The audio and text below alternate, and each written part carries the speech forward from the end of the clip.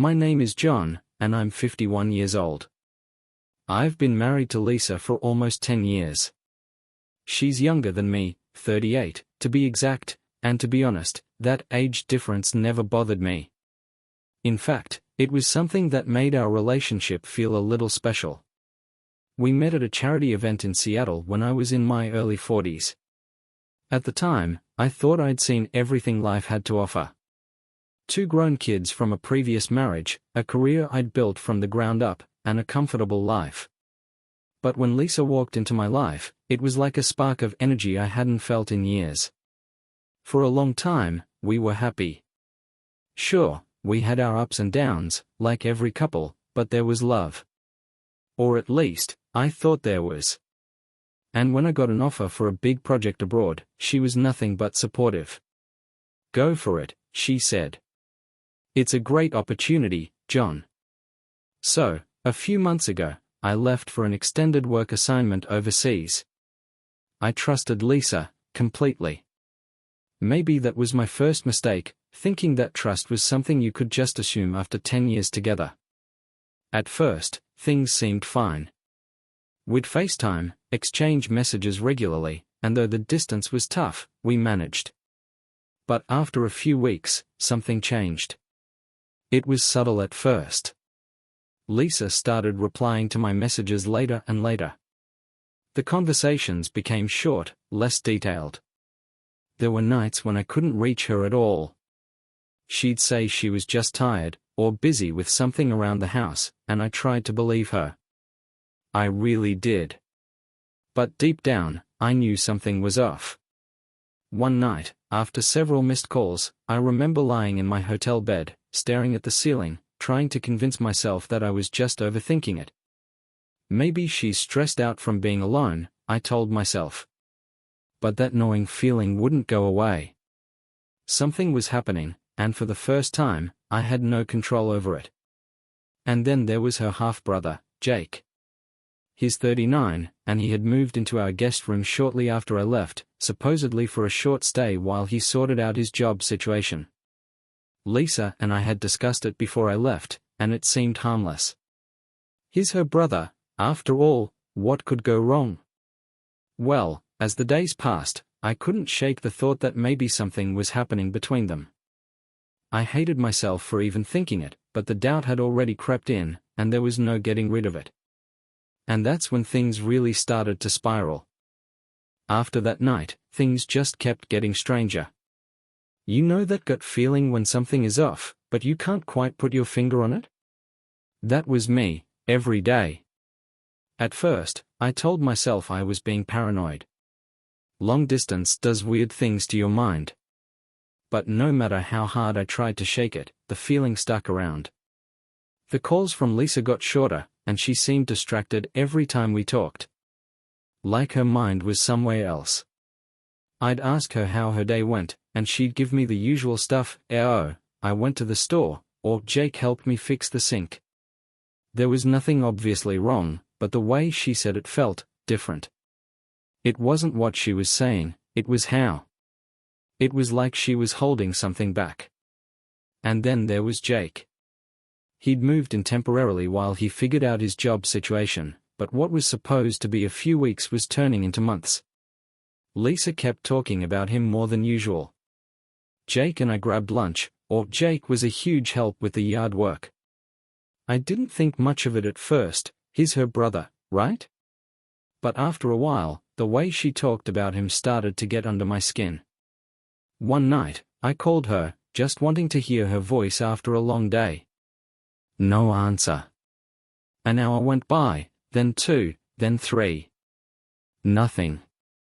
I texted her, I called again, still no reply. By midnight, I was pacing around my hotel room, staring at my phone, feeling like an idiot. Finally, just after 1 a.m., she called back. Her voice was rushed, almost breathless. "Sorry, I fell asleep on the couch," she said. It didn't sound right. Something about it felt off. I tried to brush it off, but I couldn't shake the feeling that she was hiding something. Fell asleep? At 9 o'clock? I asked, trying to keep my tone casual, but my heart was racing. Yeah, it's been a long day. Jake and I were working in the yard, and I was just exhausted. Jake again. Always Jake. I didn't push it that night, though maybe I should have. Instead, I went to bed with my mind racing. Was I overthinking this? Or was there something going on? I wanted to believe her, but that nagging feeling wouldn't go away. Over the next couple of weeks, things didn't get any better. In fact, they got worse. The calls were fewer, and when we did talk, it felt like I was pulling teeth just to get more than a one-word answer from her. And the strangest part? She stopped mentioning Jake altogether. No more casual updates about what they did that day or how much he was helping her out. It was like she didn't want to talk about him anymore, and that only made me more suspicious. I knew I needed to get home and see for myself what was really going on. Something wasn't right. I could feel it in my bones. I couldn't shake it anymore. That feeling, the one gnawing at me, keeping me up at night, it had gotten too strong to ignore. I had to go home. I needed to see what was really happening. Work be damned, I wasn't going to sit thousands of miles away, losing sleep, while Lisa acted different. So, without telling her, I booked a flight. I thought, if something's going on, maybe catching her by surprise will show me what's really happening. And if I was wrong, well, then I could breathe easy and laugh about how paranoid I'd been. I landed late on a Friday. I remember the drive home from the airport, my stomach was in knots the whole way. It felt surreal, like I was preparing for something I didn't even want to think about. I kept telling myself it would all be fine, that I was imagining things. But the closer I got to the house, the more I doubted that. When I pulled into the driveway, the house was dark. Not a single light on, not even in the living room. It was a little past 11 p.m. I sat in the car for a minute, my heart pounding in my chest, trying to calm myself down. As soon as I walked in, I knew something was wrong. The air felt thick, almost like the house had secrets of its own. Jake's shoes were by the door, the ones I'd seen him wear 100 times, and his jacket was draped over the back of the couch. Why would Jake's stuff be out this late? It wasn't like he was just visiting. He was living here. I headed upstairs, and that's when I saw it. The bedroom door, slightly ajar, light spilling out into the hallway. My heart stopped. I could hear muffled voices, but I didn't want to believe what was happening. I pushed the door open a bit more, just enough to see inside, and my entire world collapsed. There they were, Lisa and Jake, in our bed. For a moment, everything froze. I just stood there, unable to move, unable to breathe. They didn't even notice me at first, too wrapped up in their panic as they scrambled for their clothes. I couldn't think. I couldn't process what I was seeing. My wife. And her stepbrother. In our bed. John, Lisa finally managed to say, her voice shaking, but I didn't let her finish. How long? I asked, my voice low, barely audible. That's all I could manage, just those 2 words. I didn't need explanations. I needed to know how long they had been betraying me. Jake, looking pale and frantic, tried to stammer something, but I wasn't listening. The anger bubbling inside me was overwhelming. I had never felt such rage, such hurt, in my entire life. I wanted to hit him, to scream at both of them, but I just stood there, frozen in disbelief. How could the woman I loved do this to me? And with her brother? The silence that followed was deafening. There were no words that could fix this, no apology that could make sense of the betrayal I felt. Time seemed to stand still in that moment. Lisa was staring at me, wide-eyed, like she wanted to explain, to say something that could make sense of the mess in front of me. But I wasn't interested in excuses. Nothing she could say would undo the fact that she had betrayed me, with her stepbrother. And Jake, her stepbrother, not even my own family, stood there frozen, like a deer caught in headlights. He wouldn't look me in the eye. He knew what he. How long? I demanded, my voice barely steady as I looked directly. She opened her mouth, hesitated, then finally spoke, her voice shaky. It just happened. John, I didn't mean for it to. How long has this been going on? I interrupted, louder this time. I didn't care about explanations. I didn't need to hear how or why. Lisa hesitated, her eyes darting between me and Jake, as if she was looking for some kind of escape. Finally, in barely a wisp. Months. That single word hit me like a freight train. This wasn't some one-time mistake or a lapse in judgment.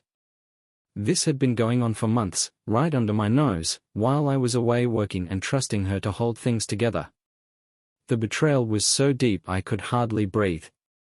Before I even realized what I was doing, I lunged at Jake, grabbing him by the collar and shoving him hard against the wall. He didn't fight back. He didn't even try to defend himself. He just stood there, limp, like a coward, eyes downcast. And that just made it worse.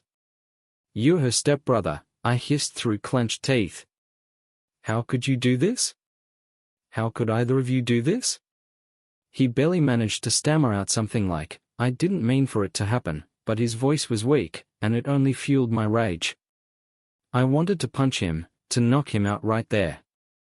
But then I felt the sharp pain in my lower back, my old injury flaring up from the tension and anger.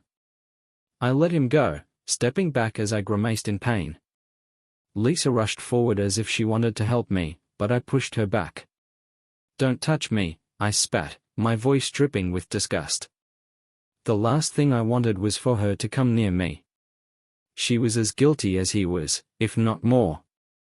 I'm sorry, she whispered, her voice cracking with tears. But it didn't matter. Sorry? Sorry didn't even scratch the surface. Sorry? I scoffed, shaking my head. Sorry doesn't fix this, Lisa. You've destroyed everything. I didn't wait for a response. I couldn't stand the sight of them anymore. I turned and walked out of the room, my mind reeling from the betrayal. My legs felt heavy as I descended the stairs, like I was walking through quicksand, each step reminding me that the life I thought I had was gone. As I stepped outside into the cold night air, the reality of it all finally hit me. My wife had betrayed me, with her own stepbrother. I felt sick to my stomach, my mind racing in 1,000 directions at once. Anger, betrayal, disgust, it all mixed into a storm inside me, and there was no escaping it. I wanted to scream. I wanted to punch something. But instead, I stood there, staring into the dark, knowing one thing for certain, there was no going back. Not after this. I couldn't sleep that night. Not after what I'd just seen. I ended up sitting in my truck outside the house, staring into the darkness, trying to make sense of it all. As passed, but my mind wouldn't stop racing. How had everything fallen apart so fast? 1 minute I had a wife I loved, a life I thought was solid, the next, I was watching it all unravel in front of me. I couldn't stay in the truck forever, though.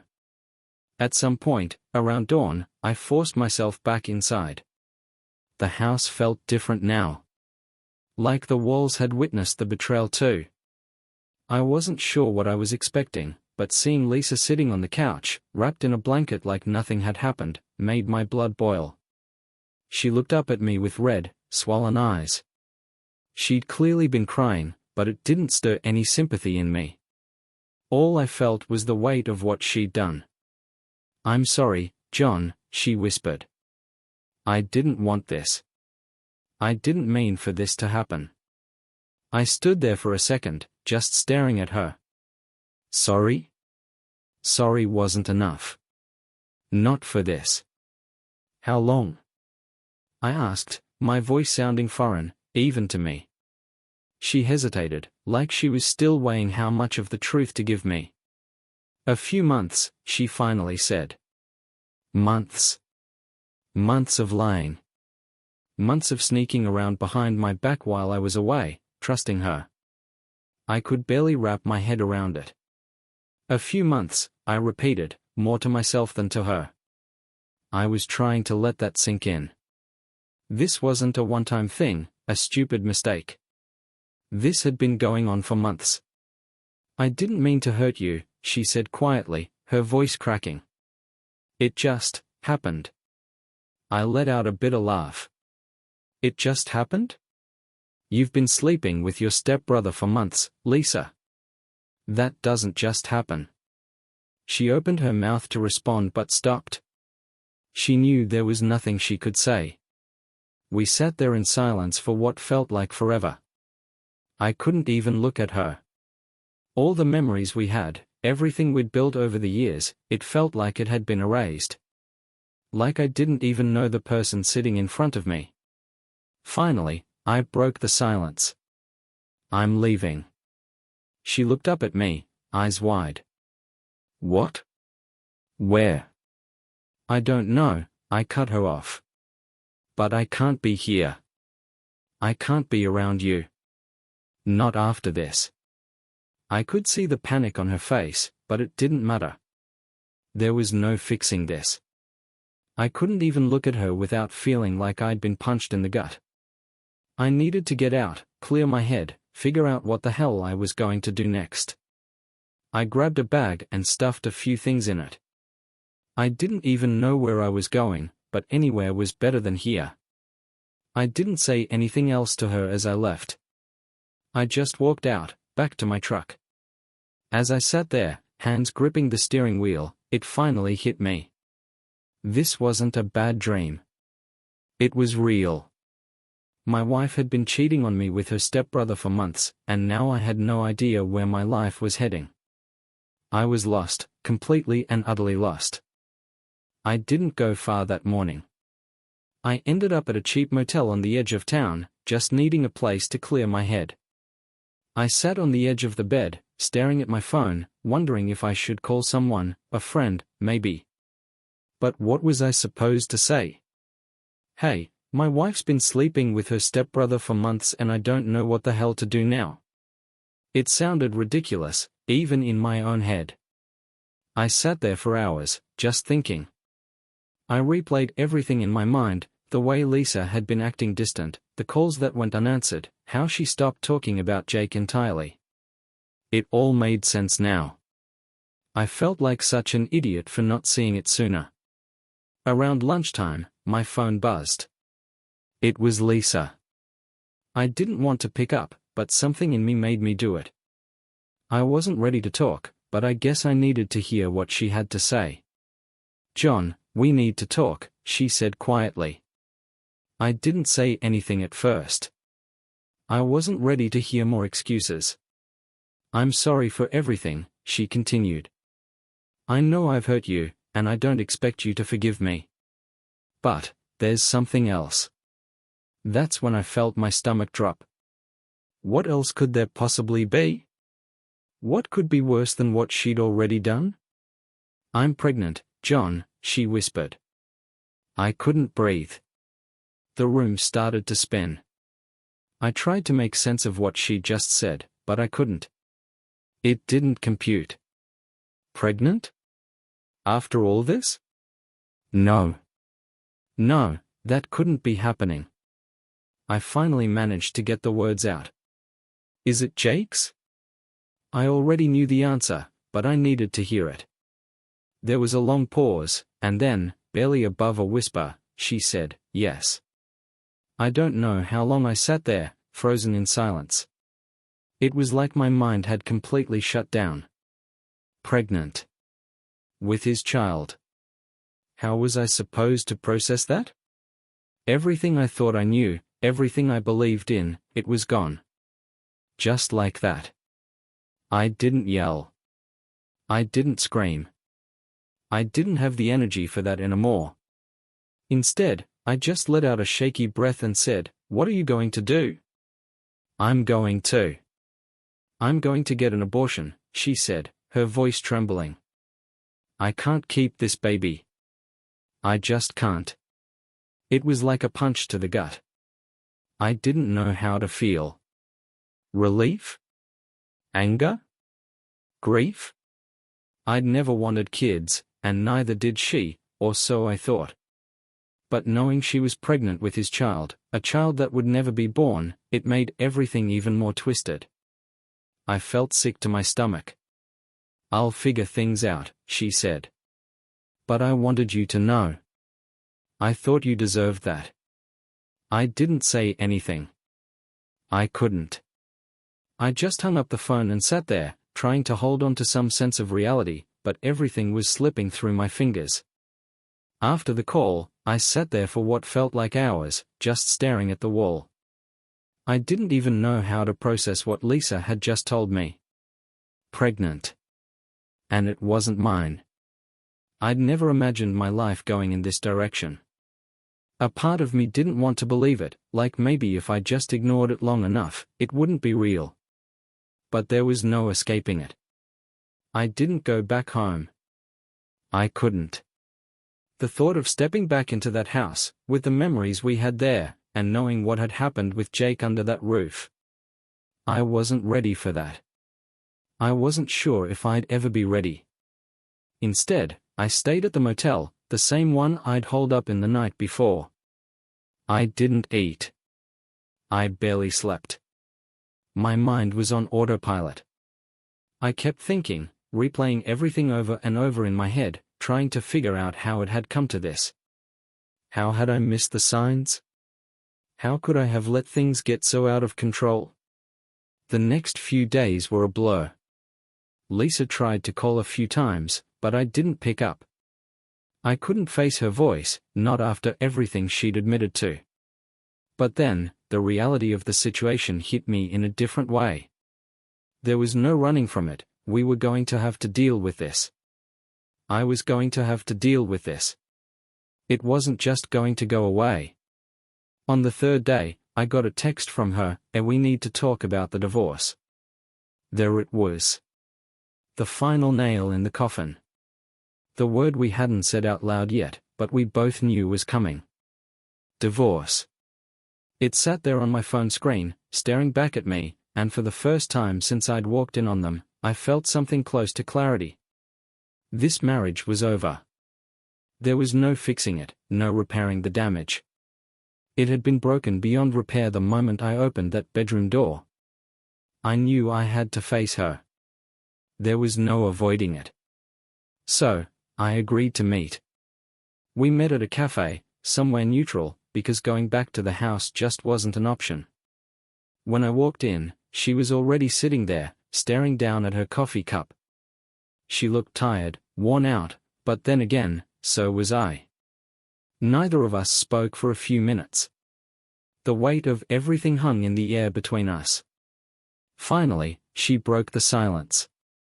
"I'm sorry, John. For everything." I didn't know what to say. I didn't know if sorry was enough, or if it even mattered at this point. "It doesn't change anything," I said quietly, looking down at the table. "I know," she said, her voice barely a whisper. "But I wanted you to know." I nodded, but I couldn't meet her eyes. We talked about logistics, the house, the paperwork, who would keep what. It felt so cold, so transactional. But I guess that's what happens when the love is gone. It all comes down to splitting assets and signatures on dotted lines. Then she brought up the baby again. "I went to the clinic," she said softly. "It's done." I should have felt something, anything, hearing those words. But all I felt was numb. That chapter of our lives was over before it even began. There was nothing left but the aftermath, and the silence that came with it. We wrapped up the conversation, settled the details of the divorce, and for the first time in days, I felt like I could breathe. This was it. The end. But even though I was letting go of the marriage, I knew I'd carry the weight of it with me for a long time. As I walked out of the cafe, I didn't look back. There was no point. My life with Lisa was over, and now, I had to figure out what came next. The days after the meeting with Lisa were strange. I thought that final conversation, that moment where we finally said it was over, would bring some kind of closure. But instead, I just felt hollow. Empty. Like I had been gutted, and now I was walking around with this weight in my chest that I didn't know how to get rid of. The divorce paperwork went through quickly. There wasn't much to argue about. We'd both agreed on how to split the house, our savings, and the few possessions that actually mattered.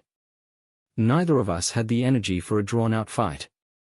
It was like we both knew that dragging it out would just make everything worse. I spent a lot of time thinking about what my life looked like now.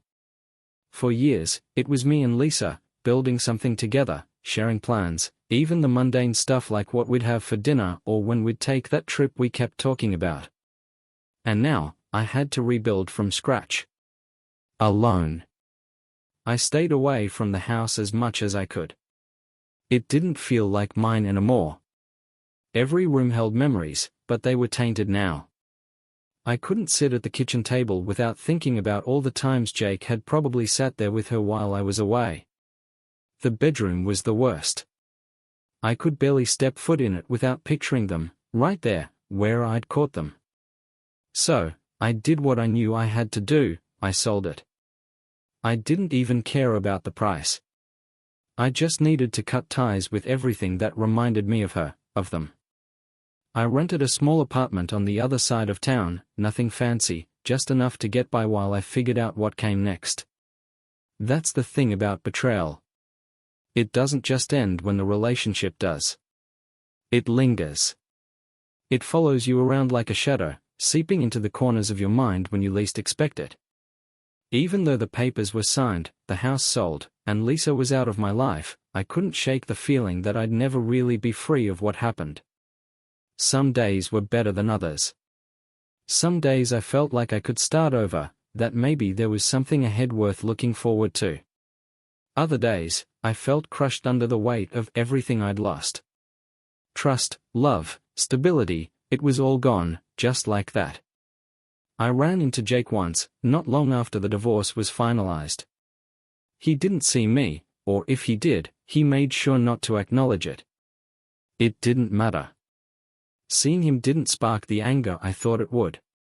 Instead, I just felt nothing. He was a part of the past now. A part of a chapter one was trying to leave behind. As for Lisa, we haven't spoken since that last meeting at the cafe. I don't know where she is, what she's doing, or if she's with someone new. I told myself I wouldn't care, that I'd let her go, but sometimes I catch myself wondering.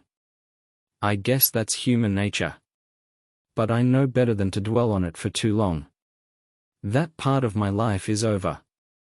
The hardest part about starting over in your 50s is realizing that all the plans you made, the ones that seemed so set in stone, they're gone. And there's no manual for what comes next. You just wake up every day and try to put one foot in front of the other. I don't know what my future holds. I don't have some grand vision for the next chapter. All I know is that I survived the worst of it. And maybe, just maybe, that's enough for now.